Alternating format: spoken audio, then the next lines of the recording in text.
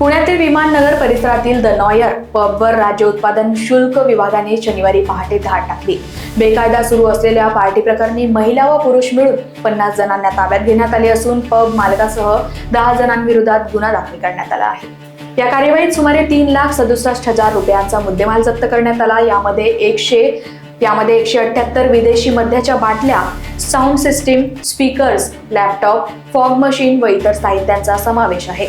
नववर्षाच्या पार्श्वभूमीवर अशा कार्यवाया अधिक तीव्र करण्यात आल्याचे उत्पादन शुल्क विभागाने स्पष्ट केले आहे। राज्य उत्पादन शुल्क विभागाच्या कालच्या नॉयर पब विरुद्धच्या कारवाईबद्दल माहिती देण्यात येत आहे।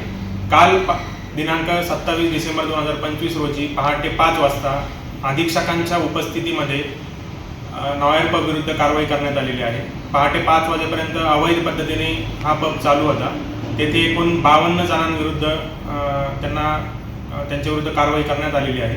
त्यापैकी 42 युवक युवती तेथे मद्यप्राशनाकरता उपस्थित असल्याचे आढळून आले। तसेच 10 व्यवस्थापकांविरुद्ध गुन्हा नोंद करण्यात आलेला आहे।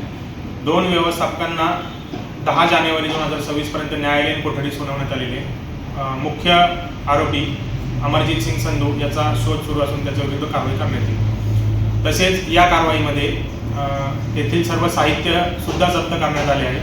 तेथील सोफा, त्याच्यानंतर तिथे टेबल्स, खुर्च्या, तसेच साऊंड सिस्टीम इत्यादी सर्व व मद्यसाठा असा एकूण 3.67 लाख इतक्या रकमेचा मुद्देमाल जप्त करण्यात आला।